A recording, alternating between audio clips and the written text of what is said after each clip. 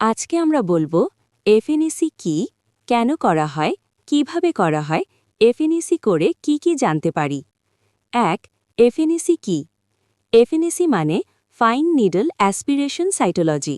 এটা একটি সহজ ও কম ব্যথার পরীক্ষা, যেখানে খুব চিকন সূচ দিয়ে গাঁট বা ফোলা জায়গা থেকে সামান্য কোষ নেওয়া হয় এবং মাইক্রোস্কোপে পরীক্ষা করা হয়। ২. এফএনএসি কেন করা হয়?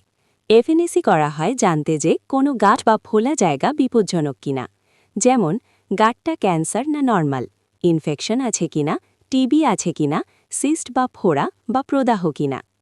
৩. এফএনএসি কিভাবে করা হয়? ১. পরীক্ষার জায়গা পরিষ্কার করা হয়, তারপর খুব পাতলা সূচ ঢুকিয়ে কোষ নেওয়া হয়। কোষগুলো স্লাইডে লাগিয়ে পরীক্ষা করা হয়। সাধারণত ৫-৭ মিনিটে কালেকশন করা যায়।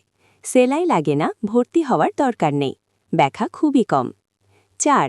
এফএনএসি করে কি কি জানতে পারি? ক্যান্সার আছে কিনা, ক্যান্সার হলে সেটা কোন টাইপ, ইনফেকশন বা টিবি আছে কিনা, পরবর্তী চিকিৎসা দরকার কিনা। এরকম মেডিকেল টেস্ট জানতে চ্যানেলটি সাবস্ক্রাইব করে পাশে থাকবেন।